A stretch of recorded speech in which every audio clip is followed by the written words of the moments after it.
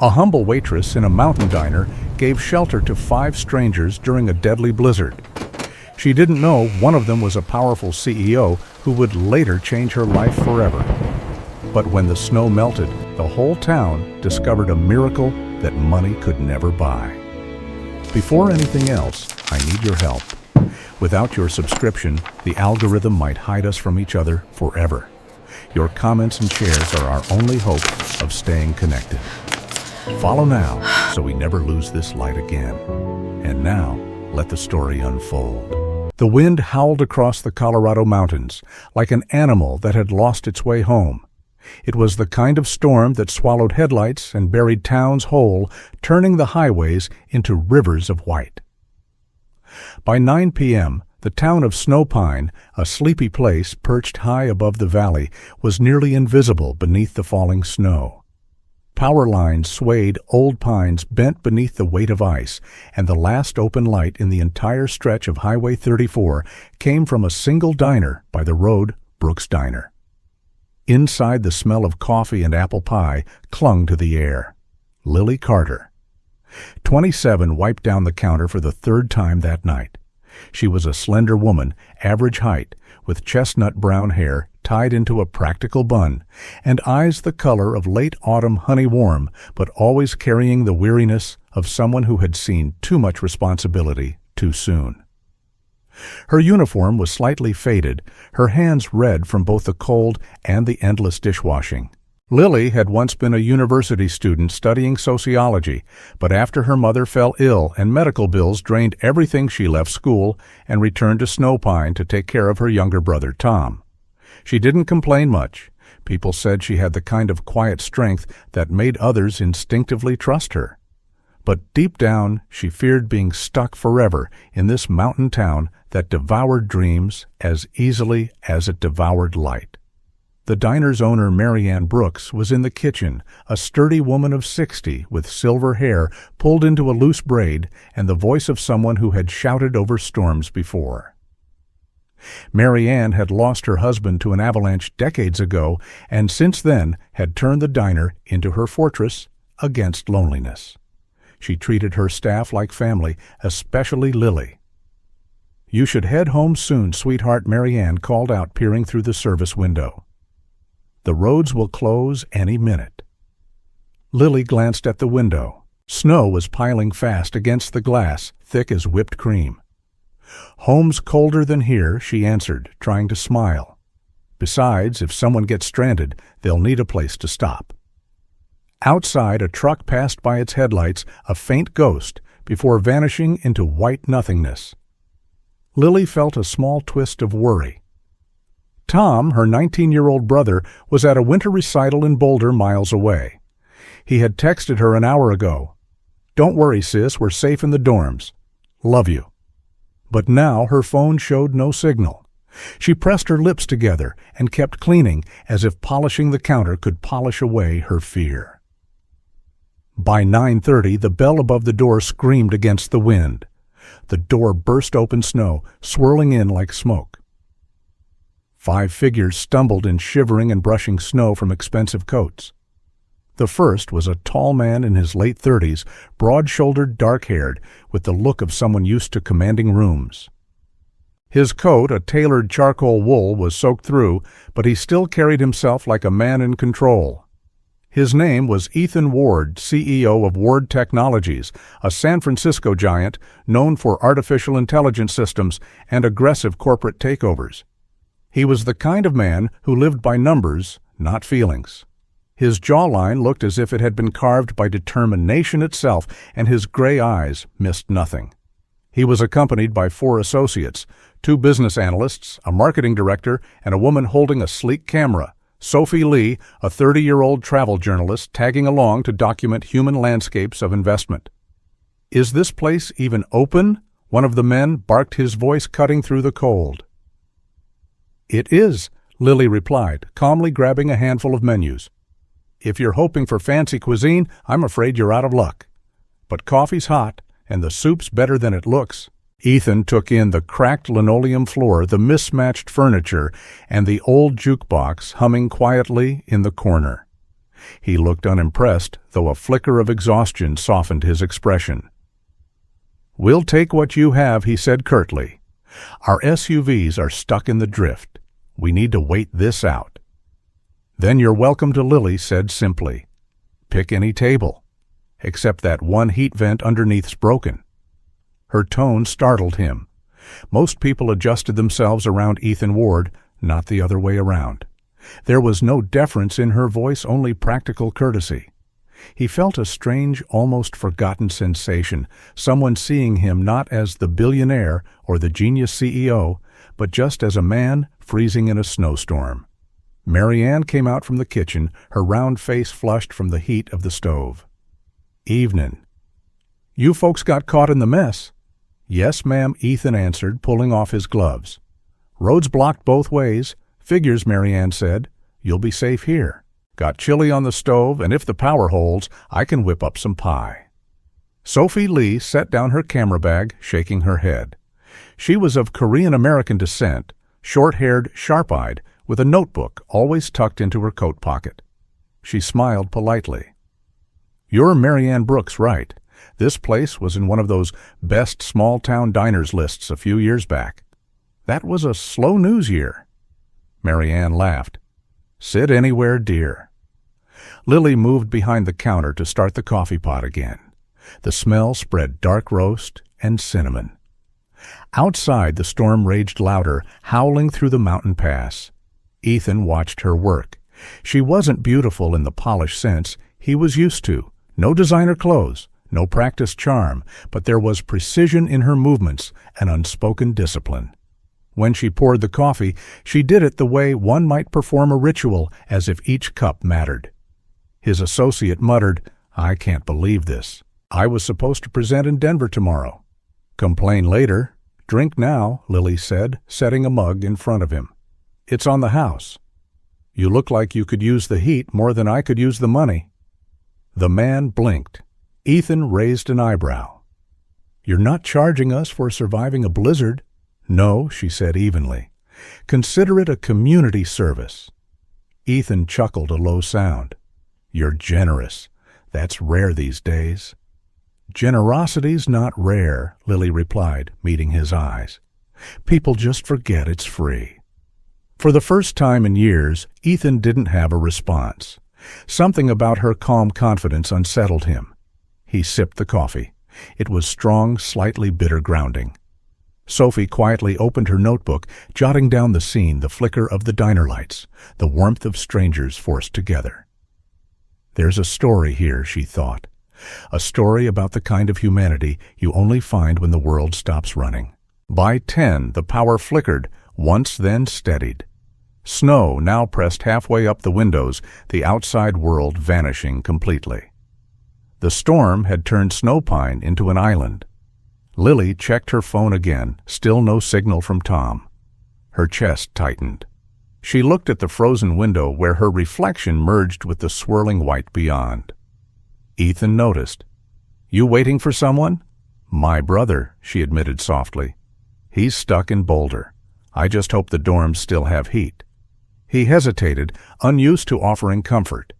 "He'll be fine. Those universities have backup generators." She gave a small nod, though her eyes said she didn't fully believe him. "I hope so." To distract herself, she moved to the jukebox and pressed a button. A soft tune crackled to life, Elvis singing, "Can't Help Falling in Love." The melody filled the room with unexpected warmth. One of Ethan's men laughed. "Elvis, huh? How vintage. Music's the only thing that never freezes," Lily said. "Keeps people human." Ethan smiled faintly, studying her. She didn't say it to impress anyone. It was simply how she saw the world. An hour later, the diner became their shelter. Coats hung by the door, steam rose from mugs, and the men gradually relaxed. Mary Ann dozed in a booth, arms folded, chin on her chest. Lily sat at the counter, finally allowing herself a moment's rest. Ethan joined her, the hum of the heater between them. "You always stay open in storms. When you live up here, you learn that people always need somewhere to go," she answered. "That's admirable," he said. "But risky. So's living. She gave him a small smile. But it beats surviving. They shared a brief silence that wasn't awkward, but strangely intimate, the kind of quiet where two worlds touch without realizing it. Outside, the storm screamed against the glass. Inside, 5 strangers sat by the heater, the waitress who refused to charge them the CEO, who didn't know how to be helped the journalist, scribbling notes by candlelight, and 2 weary businessmen waiting for dawn. Sophie looked up from her notebook, watching Lily and Ethan. She sensed it already the beginning of something worth telling. By midnight, the snow buried the last signpost outside. The world was white, endless, and silent except for the faint hum of the heater and the low laughter of strangers learning to be human again. Ethan leaned back, eyes half closed, and said quietly, "Funny thing about storms, they strip everything down. No titles, no meetings, just people and weather." Lily nodded. "Then maybe storms are what remind us who we are." He looked at her, truly looked. For the first time in years, Ethan Ward felt small in a good way. He didn't know her story, and she didn't ask for his. Yet somehow that felt like enough. The lights flickered again, dimmed to a warm glow. Marianne stirred, murmuring something about the pie burning. Sophie smiled to herself, jotting one last line in her notebook before closing it. Outside, the snow kept falling endless and soft. Inside, Brooks' Diner, 5 travelers huddled near the heater, each carrying secrets, regrets, and the faint hope that maybe this night in the storm something was beginning. By the second night, the blizzard had turned the town of Snowpine into a frozen ghost. The roads were gone, buried beneath drifts taller than the fence posts, and the radio in Brooks' Diner spoke in static and sighs. Inside, the heat from the old furnace breathed warmth into the windows, leaving a faint golden halo against the white darkness outside. The storm had made prisoners of everyone inside, but strangely, none of them seemed to mind any more. Lily Carter stood behind the counter, her brown hair pulled loose, now soft tendrils, framing her tired face. Her cheeks were flushed from moving between the tables, and her sleeves were rolled to her elbows as she stirred a pot of soup on the portable gas stove. Her hands moved with the rhythm of someone who had done this for years, measured, purposeful, quietly, strong. Across from her, Ethan Ward sat at a booth by the window, a cup of coffee steaming in front of him. His once crisp shirt was now wrinkled. His tie loosened his coat, hanging near the heater to dry. Without his expensive armor, he looked more human. The lines at the corner of his eyes softened each time he looked up from his thoughts to watch Lily work. She had been on her feet all night offering coffee soup blankets, even stories to calm the restless men trapped with him.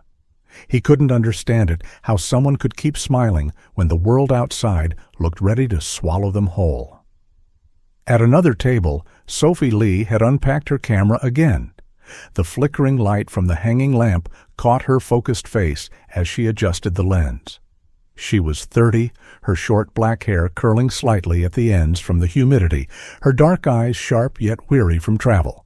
She had built her career photographing disasters and forgotten towns, always chasing authenticity. But something about this diner, this strange mix of warmth and fear, felt different. She raised the camera, framing Lily by the stove, steam rising behind her like smoke from a battle. "Careful," Lily said, glancing over with a small grin. "If that flash goes off, I might drop this soup." "No flash," Sophie replied, smiling back. "Just light." She lowered the camera, then hesitated. "You don't mind, do you?" Lily shrugged. "If you think people want to see tired waitresses and old pots, be my guest." Sophie's smile deepened. "People want to see hope. That's rarer than beauty." Ethan watched this exchange, something tightening in his chest. For years, he had surrounded himself with people who measured value in profit margins and acquisition targets. Now, watching these 2 women, one serving soup, the other chasing light, he realized how empty his kind of success had become. When Lily set a bowl of soup in front of him, he asked softly, "Why are you doing all this?" She blinked. "Doing what? Smiling. Helping. Acting like you're fine. You've been on your feet since I walked in." Lily paused, then leaned against the counter across from him. "Because it helps me forget." He frowned. Forget what? She stirred her spoon slowly. "That my brother's out there somewhere. That my mom's gone. That it's freezing, and there's nothing I can do but keep moving." Her voice didn't tremble, but Ethan could hear the exhaustion beneath it. He set his spoon down. "You lost your mother recently." 2 winters ago," she said. "She had pneumonia." The storm delayed the ambulance. By the time they made it up the hill, she trailed off, her eyes distant. "That was the night I promised myself to never close the diner's doors again, no matter what." Ethan stared into his bowl, suddenly feeling the weight of his own cowardice. He had money control power, and none of it could buy the kind of resilience sitting across from him. "Your brother?" he asked. "He's the one at Boulder." Lily nodded. "Tom, 19. Plays guitar better than he studies. He wanted to make music his way out of here." Ethan smiled faintly. "A dreamer. A stubborn one," she said. "Like me." Their eyes met, and for the first time since the storm began, Ethan didn't feel trapped. At the far end of the diner, one of his employees, a man named Harold Mason, mid-40s, balding, wearing a navy parka, and the look of a man who always had opinions, grumbled, "This heater's useless. I say we try to drive out before it gets worse." Marianne Brooks, who had been knitting quietly in a corner booth, lifted her head. "Drive out where, son? The mountain'll eat you alive." Harold frowned. "Can't stay here forever." "Then you'll stay till the morning," Marianne said firmly. "If you want to argue, do it outside. Storm's got plenty of ears." The others chuckled. Even Ethan smiled. Harold muttered something about old women and their superstitions, but sat back down. The laughter faded into comfortable silence. Somewhere near the counter, the old jukebox came to life again with a soft hum. Without a word, Lily crossed over and pressed a button. A song began to play, "Fly Me to the Moon." The notes drifted gently through the diner, wrapping the strangers together like a shared blanket. As the hours passed, fatigue pulled at them all. The storm howled louder, battering the windows with ice and wind. Then suddenly, with a pop and a sigh, the lights went out. Darkness swallowed the diner. Only the orange glow of the stove and the faint shimmer from Sophie's camera light remained. For a moment, no one spoke. Lily took a match from the drawer, lit a few candles, and placed them along the counter. Their flickering light turned the diner into something ancient, almost sacred. "Looks like we'll have to wait it out the old-fashioned way," she said softly. Ethan watched her face illuminated by the flame, her freckles, her steady eyes. He had sat across from countless executives, models, investors, but never someone so unguarded. "Funny," he murmured. "In the dark, everything feels simpler." She tilted her head. "Or truer." He smiled faintly. "Maybe both." They sat like that for a while, just two silhouettes among flickering shadows. When the wind shook the windows, she glanced at him and said, "You know, most people come here to escape something." "Maybe I am," he admitted. "I just don't know from what yet." The words surprised even him. He wasn't used to revealing anything real. But tonight, under candlelight, with snow pressing against the world outside, pretending felt exhausting. Sophie watched from the corner camera, forgotten in her lap. She could feel it, the subtle shift in air, when two people start to trust each other. It was the kind of moment she lived to capture, but this one, she decided, deserved to stay unrecorded. Near midnight, she pulled out her phone, typing the first line of her draft. In a forgotten diner buried under snow, a waitress teaches strangers what warmth truly means. She attached a few images and sent them to her editor before the weak signal disappeared again. Miles away in Boulder, Tom Carter huddled in a rescue van with a group of students. His blond hair was damp beneath his beanie, his guitar case wedged between his knees. He had a gentle face, still holding the innocence Lily had long lost. When the driver passed around bottled water, Tom's phone vibrated once. No signal. Then a moment later, a notification blinked. Breaking story: the waitress who sheltered Wall Street in a blizzard. He opened it out of boredom and froze. The photograph was unmistakable. His sister, her face half lit by the stove's glow pouring coffee for strangers. "Hey," one of the students said, peering over his shoulder. "That's your family." Tom nodded slowly, pride swelling beneath the worry. "Yeah," he whispered. "That's my sister." Back at the diner, the night crawled toward dawn. The storm began to soften its roar, turning into a whisper. One by one, the travelers drifted to sleep in their booths, wrapped in borrowed blankets. Ethan stayed awake, unable to look away from Lily. She was at the counter refilling the percolator, her movements slow and precise. He stood, walked over, and said quietly, "You know, when I left San Francisco, I thought this trip was about business." "And now?" she asked, turning to him. "Now I think it's about remembering what being human feels like." She looked at him for a long moment, then smiled gently. "Then I guess the storm's doing its job." Outside, the first pale light of dawn crept through the clouds. The storm wasn't gone yet, but it had eased its grip. Inside Brooks' diner, a silence of peace replaced the noise of fear. Ethan watched Lily move through the golden morning glow, the smell of fresh coffee filling the room, and he knew he didn't want to leave when the roads cleared. By the time the storm gave up its last breath, Snow Pine looked like a different world. The mountains shimmered in the pale blue of early morning, every tree and rooftop buried beneath crystal light.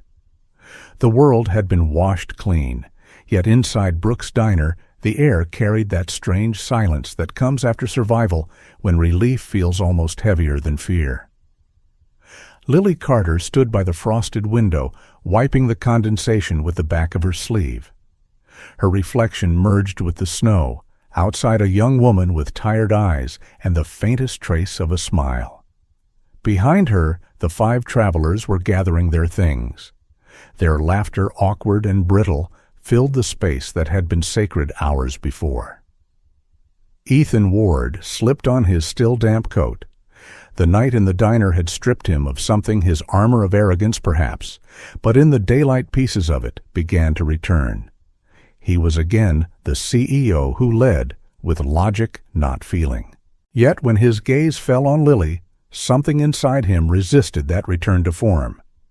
He approached the counter as she refilled the coffee pot one last time. "We'll be heading out," he said, voice quieter than usual. "The plows are clearing the pass." "Good," she replied, not looking up. "It's about time the world started moving again." Ethan hesitated. Then he reached into his wallet, pulled out several $100 bills, and placed them on the counter. "For your kindness, for the food, the heat, and for keeping strangers alive." Lily glanced at the money, then at him. "Keep it." His brows furrowed. "You don't want payment. You weren't customers," she said evenly. "You were people stuck in a storm. There's a difference." He studied her face, trying to find any trace of pride or performance. There was none, only calm defiance. "You should at least let me." "No," she interrupted gently. "You've already said thank you. That's enough." For a long moment, neither spoke. The others began filing out, leaving footprints in the snow, like temporary signatures. Sophie lingered near the door camera bag, slung over her shoulder, watching the exchange with conflicted eyes. Ethan finally took a card from his coat pocket and placed it on the counter.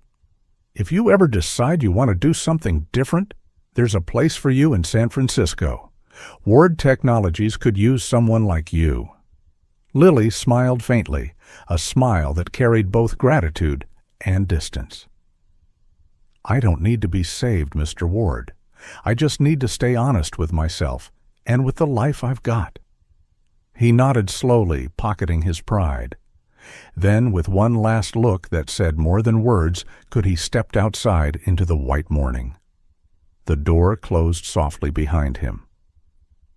For the first time since the storm began, the diner felt too quiet. 3 days later, the world found Snow Pine. It started with a headline on a major news site, "The Waitress Who Sheltered Wall Street in a Blizzard." The story, written by Sophie Lee, half travel journal, half human interest piece, spread faster than the snowmelt. Her photographs of Lily standing beside the gas stove with a light haloing her face were shared across social media, television, even international outlets. By the end of the week, the town was swarmed. Satellite vans lined the main road, microphones poking through the snow like iron weeds.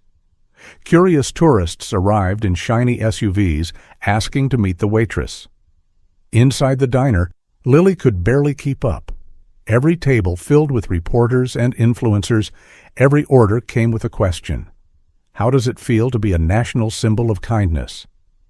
Are you planning to start a charity? Do you regret helping billionaires? Lily forced a polite smile through it all, though her patience thinned with each flash of a camera. What had been a quiet act of decency was now a spectacle. In the kitchen, Tom Carter, her 19-year-old brother, freshly back from Boulder, stacked dishes beside the sink. He had sandy blonde hair, quick green eyes, and the restless energy of someone too young to accept that the world could be unfair. Watching his sister endure the barrage, his jaw tightened. "Hey," he muttered, stepping out front. "You people done yet?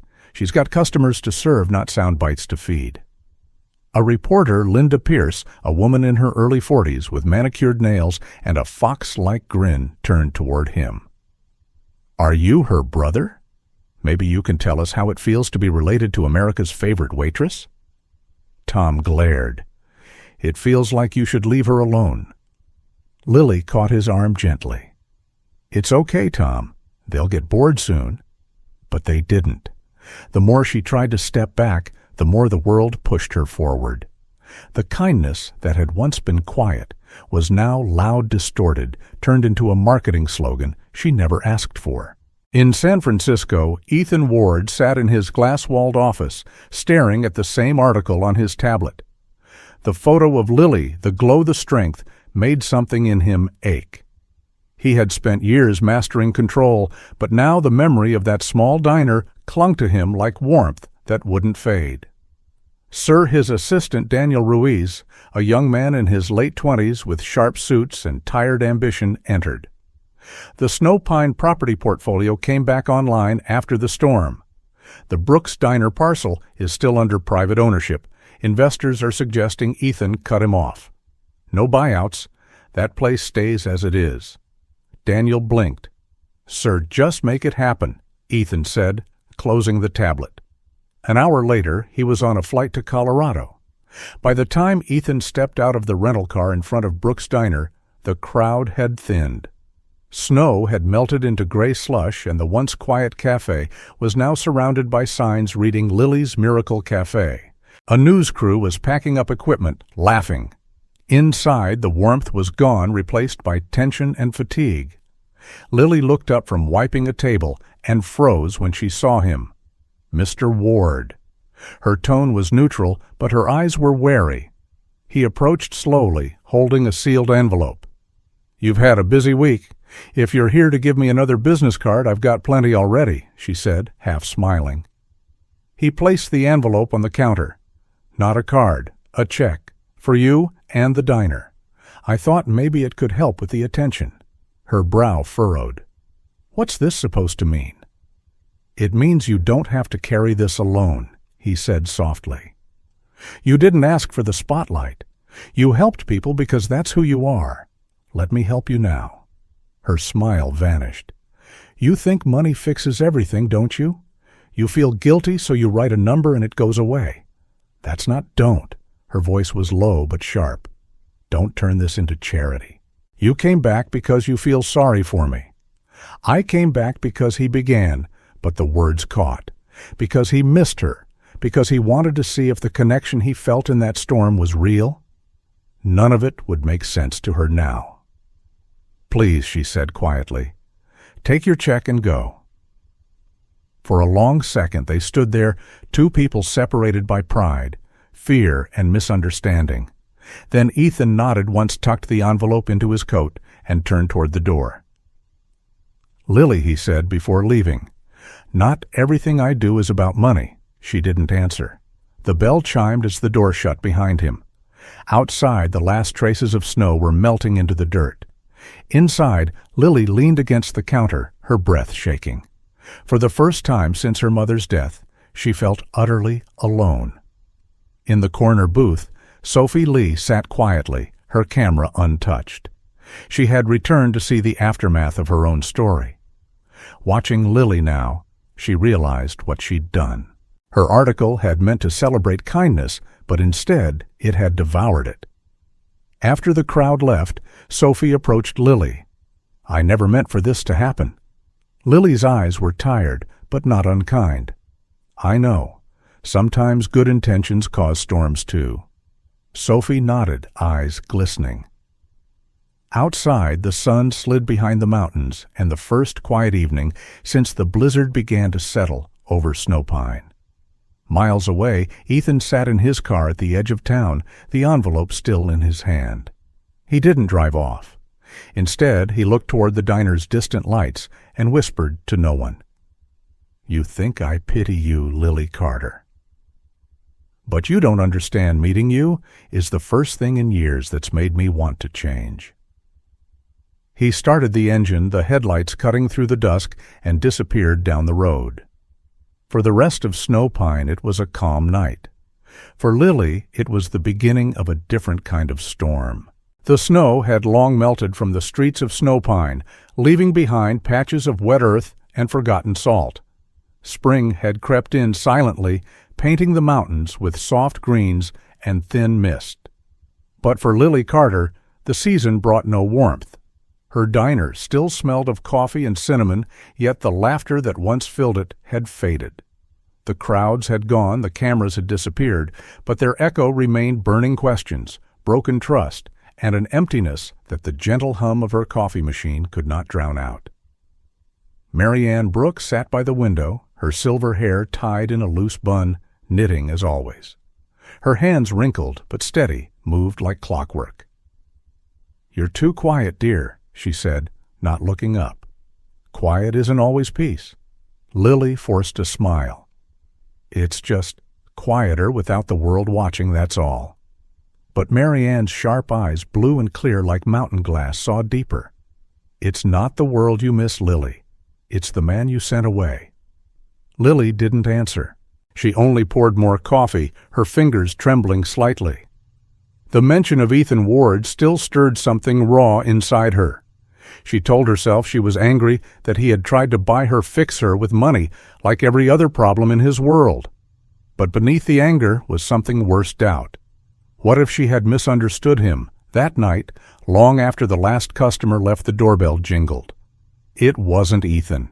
It was Sophie Lee, dressed not in her usual city coat, but in a denim jacket, her dark hair pulled back, camera slung across her shoulder. Her eyes carried the weight of sleepless nights and unfinished apologies. "Mind if I come in?" Sophie asked. Lily nodded cautiously. "Coffee?" Sophie smiled faintly. "If it's as strong as last time, yes?" They sat by the counter. The silence between them was heavy, but not hostile. Finally, Sophie placed her camera on the counter and said, "I owe you more than an apology, Lily. I owe you the truth." Lily frowned. "The truth?" Sophie took out her tablet, showing an article draft filled with notes and company logos. "I've been looking into Ward Technologies. Not for another story this time for you." Lily's breath caught. "Why?" "Because I couldn't live with the idea that my words broke something good," Sophie said softly. "So I started digging. I found something from 5 years ago." She turned the screen. There was a headline from a local business report, "Ward Technologies Acquisition Plan, Snowpine Real Estate Holdings." Lily stared at it, her chest tightening. That's the deal that almost ruined Marianne. Yes, Sophie said, but here's the part no one knew. She tapped the screen again, showing a scanned document minutes from a board meeting. Ethan Ward voted against it. He was the only executive who did. The others outvoted him. The deal went through, but before it could close, the housing market shifted and the company backed out. He tried to stop it. Lily sank into the nearest chair. Her pulse drummed in her ears. He never said any of this. Would you have believed him then? Sophie asked gently. Lily stared at the coffee cooling between her palms. No, she whispered. Meanwhile, in Denver, Ethan Ward stood in a conference room overlooking the skyline, a man out of place in his own empire. His assistant, Daniel Ruiz, hovered nearby, anxious as always. Daniel was a neat man, trimmed beard, expensive cologne, the kind of person who lived on efficiency. "Sir, the investors are waiting," he said. Ethan didn't move. His gaze lingered on a small photograph on his desk taken by Sophie Lee during the blizzard. Lily in profile pouring coffee beside the gas stove. The light from the flame painted her in gold. "Cancel it," he said quietly. Daniel blinked. "Sir, I said cancel the meeting and book me a flight to Snowpine. Tonight." Daniel hesitated, but the tone in Ethan's voice left no room for argument. "Yes, sir?" Ethan picked up a manila folder, the same board minutes Sophie had shown Lily. He'd kept them all these years, a reminder of the first time his company had chosen profit over conscience. He had built an empire on that loss, but it had never stopped haunting him. Back in Snowpine, Tom Carter entered the diner after his shift at the hardware store. His jeans were dusty, his hair wind-tossed. He looked older than 19 now, a trace of weariness replacing the boyish grin. "Hey, sis," he said, sliding onto a stool. "Guess who I ran into outside Sophie? She says she's got something big." Lily sighed. "She showed me already?" Tom raised an eyebrow. "And I don't know," Lily said quietly. "If it's true, then I've been wrong about Ethan." "But if it's not—" Tom's hand touched hers lightly. "Lily, maybe it's time to stop assuming the worst. You've spent your life protecting everyone. Maybe it's okay to let someone protect you too." She gave a small, shaky laugh. "You sound like Mom." "Then maybe she's talking through me," he said, grinning. A few days later, Sophie called them both. She had an idea. If people saw the full story, the truth, they might stop turning kindness into a headline. "We can make a short video together, not about fame, about what really happened, about forgiveness." Tom agreed immediately. "Count me in." Lily hesitated, then nodded. "If it helps him, yes." They spent the next 2 days filming in the diner. Sophie behind the camera captured the real Brooks Diner, Marianne's wrinkled hands kneading dough. Tom tuning his guitar in the corner. Lily pouring coffee without realizing the way light followed her. In one shot, she finally spoke to the camera. "Kindness isn't about who deserves it. It's about who needs it most. And sometimes it's about finding the courage to forgive when it would be easier to stay angry." Sophie edited through the night. When the video went live, it wasn't under her usual publication banner. It was simple personal, titled "The Truth Behind the Blizzard." Within hours, the comments poured in. The world began to see not a waitress or a billionaire, but two flawed people caught in the same storm. The next morning, Lily arrived at the diner early, expecting the usual quiet. Instead, a black car waited outside. Ethan Ward stepped out wearing a dark overcoat hair, wind-tousled a look in his eyes, both nervous and resolute. He held the folder in one hand. "Lily," he said, his breath misting in the cool air. She froze at the doorway. "You shouldn't be here." "I know," he said, "but I needed you to see this." He handed her the folder. Inside were the same documents Sophie had found, but this time with Ethan's signature circled his lone vote against the acquisition. "I tried to stop them," he said quietly. "I didn't do enough." I couldn't save this place back then. But maybe I can save something else, your faith in people like me." Lily looked down at the papers, her vision blurring. "Why didn't you tell me? Because words mean nothing without proof," he said. "And because I didn't think you'd want to hear from me." Her throat tightened. "You were right." Silence stretched between them. Then Marianne appeared in the doorway, wiping her hands on her apron. "If you two are going to keep standing out here like ghosts, at least come in and have coffee." Ethan smiled faintly. "I'd like that." Inside, for the first time in months, the diner felt warm again. That night, Sophie's new report aired on national television, not a scandal, not a puff piece, but a story of accountability and grace. She spoke softly into the camera. Some storms destroy, others reveal. This one did both, but it also rebuilt something that money never could trust. At home, Lily watched the broadcast from the back room, tears streaming down her cheeks. When it ended, she whispered to the quiet room, "Thank you, Sophie." Outside, the rain began to fall softly, cleansing, not cruel. The world was no longer white with snow, but fresh with possibility. Snow pine thawed slowly, as if the mountains themselves were waking from a long sleep. Patches of green began to pierce through the snow, and the frozen river started to whisper again beneath the melting ice. The town was quieter than ever, half its shops still boarded up from the winter's long siege, but there was something gentler in the air now, a kind of forgiveness invisible, yet deeply felt. Inside Brooks' diner, the air smelled not of coffee, but of medicine and lavender oil. Marianne Brooks, once the unshakable matriarch of the little diner, lay resting in the back room. Her strong frame had grown frail, her face pale, but still full of the same fierce dignity she carried all her life. Lily sat beside her, spooning soup into a bowl that had gone cold hours ago. The young woman's hair was pulled back neatly, though strands escaped around her temples and dark circles framed her tired eyes. "You should eat something," Marianne murmured, her voice thin but stubborn. "You look worse than I do." Lily smiled faintly. "That's impossible." Marianne chuckled weakly, reaching out to squeeze her hand. "You always had that fire. Don't let it burn you up." Outside, the diner's lights flickered weakly against the gray morning. Business had slowed. Tourists no longer came for autographs or selfies. What fame had brought silence took away. Bills piled up. The bank's letters grew sharper, colder. Lily had sold her car to pay part of the debt, but it wasn't enough. That evening, Tom Carter walked in from the street, snow still dusting his jacket shoulders. He was older now, calmer, his boyish spark replaced by quiet determination. "They called again," he said, setting a letter on the counter.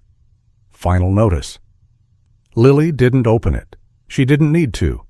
She looked around the empty diner, its once bright walls now fading under the weight of winter. "Maybe it's time," she said softly.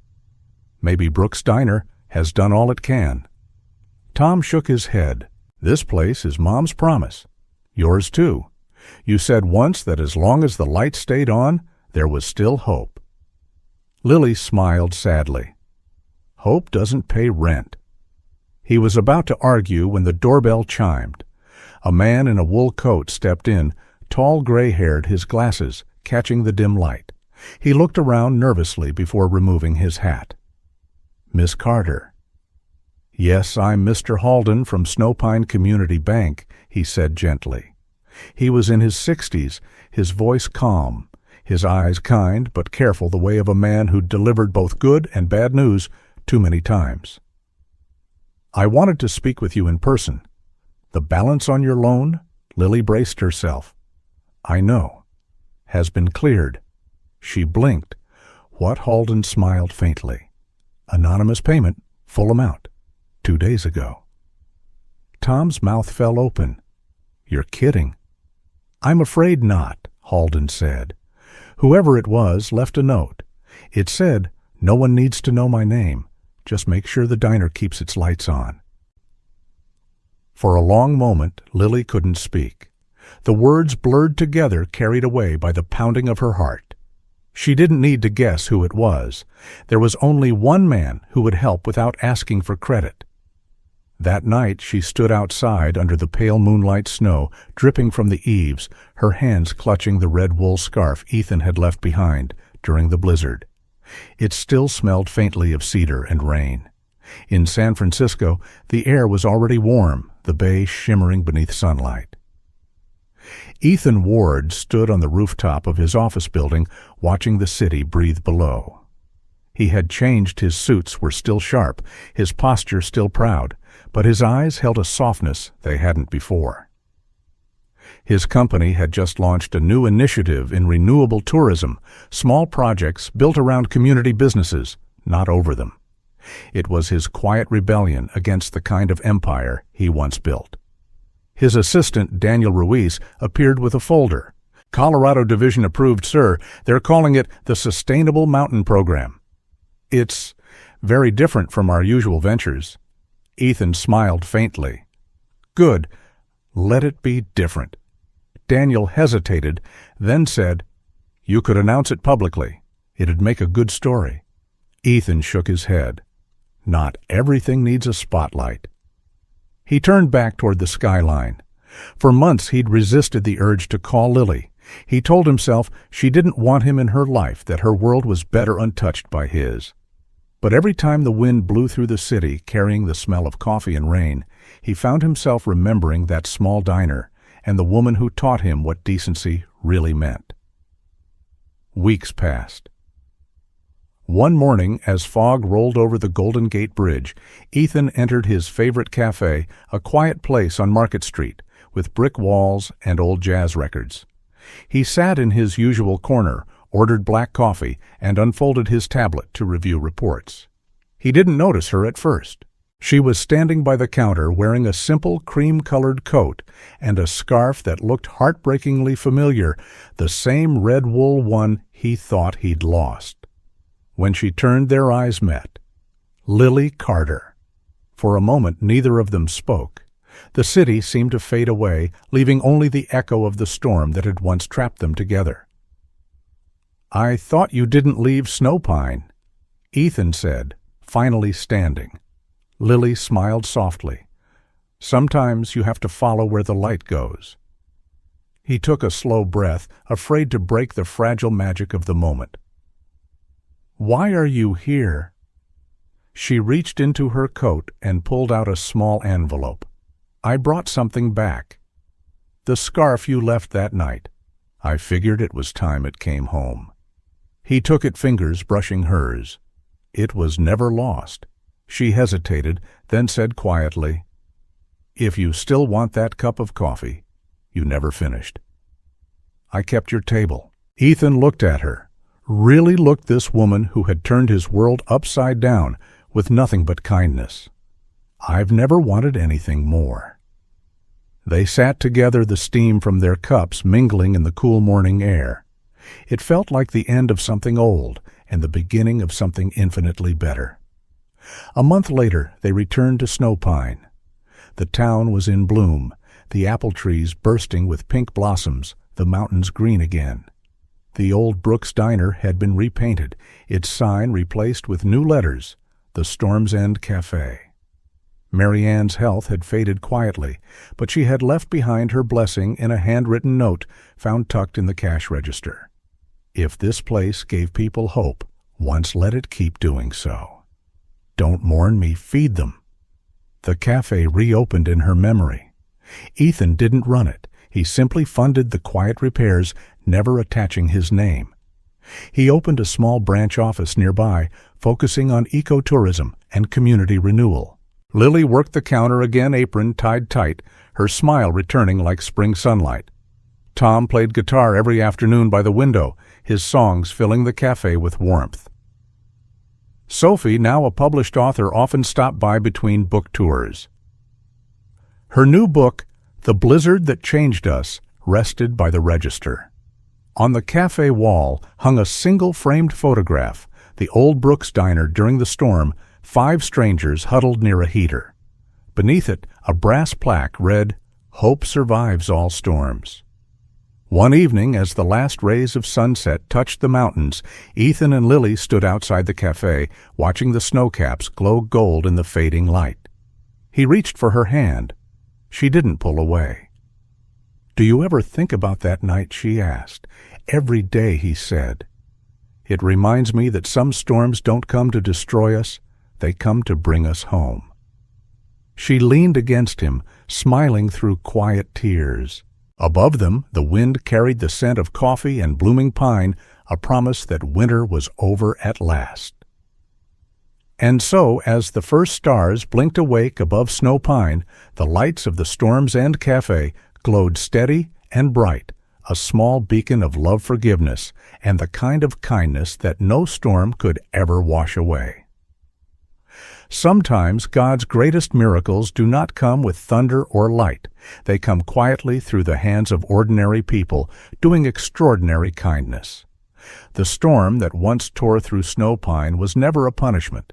It was a divine whisper reminding us that faith is not just waiting for calm skies, but believing that even in the coldest night, the light will return. Just like Ethan and Lily, we all face our own storms, the kind that test our hearts and blur our paths.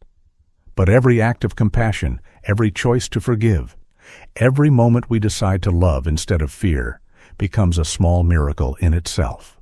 God does not always calm the storm. Sometimes He teaches us to stand within it and still shine. If this story touched your heart, take a moment to share it with someone who might need a reminder that hope still exists. Leave a comment, tell us what part moved you most, and write Amen below if you believe that God still works through people, through you, through me, through all of us. May God bless you, keep your home warm, your heart kind, and your faith unshaken. Subscribe for more stories that remind us no storm lasts forever and love always finds its way home.